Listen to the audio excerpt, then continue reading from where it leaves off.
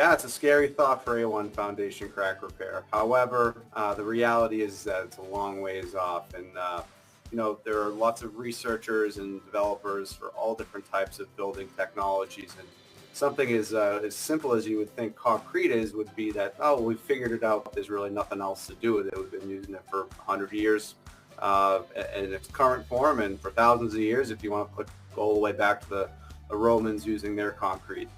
So now, is the self-healing concrete the way of the future? It possibly could be. Now, what they actually have in there is it's a microbiological process, and it actually will help kind of weave the cement bond back in on microscopic cracks. So if you have microscopic hairline cracks that are, not even visible to the naked eye, it's possible that this concrete will help kind of mend it and create a longer standing, stronger product. So if you're looking around the country and you're seeing all these bridge projects where you have rusty rebar and they're taking them down and redoing the concrete on the exterior edges, that would be a perfect application for something like this, where the rebar itself actually enables the process of micro cracks from forming, and then you get spalling, etc. But does that mean that we're out of business in 5 years? No, not even close. And part of the reason why is that the way these cracks are mended are not going to be exactly how we see cracks developing in residential homes, as in the commercial as well. The vast majority of the cracks that we see are going to be as an origin of settling or shrinkage of the concrete, which puts stress on right angles typically of the concrete. And these cracks are going to be far too large to gap with any sort of biological process for the self-healing concrete. This is more kind of like microscopic healing of the concrete. The other thing to think about with this type of product is cost.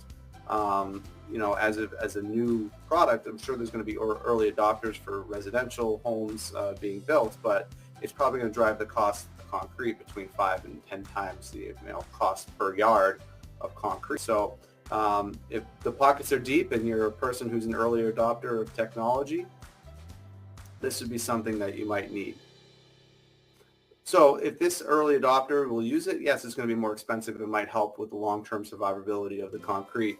But if the soil conditions aren't perfect and you have any sort of drop in a footing, a crack will form and it won't heal itself. So you still need somebody like us. The other thing too is that, well, the reality is that it's a brand new product, and there are millions upon millions and millions of homes that have foundation issues around New England, and those houses aren't going anywhere. We still have an opportunity for repairing these. So it may be the wave of the future. It's a really exciting new product in development. I'll be interested to see where it goes and its capabilities.